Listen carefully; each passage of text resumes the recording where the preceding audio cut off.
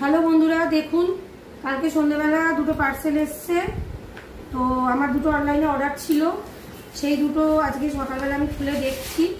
মা একটু দেখেছিল, পুরোটা খোলেনি, সেই জন্য দেখুন এই দুটো জার আচারের বয়াম, এই দুটো অর্ডার করে রেখেছিলাম। আচারগুলো রাখার জায়গা ছিল না, প্লাস্টিকের ডিপেতে আছে, ওগুলো চেঞ্জ করে দেবো।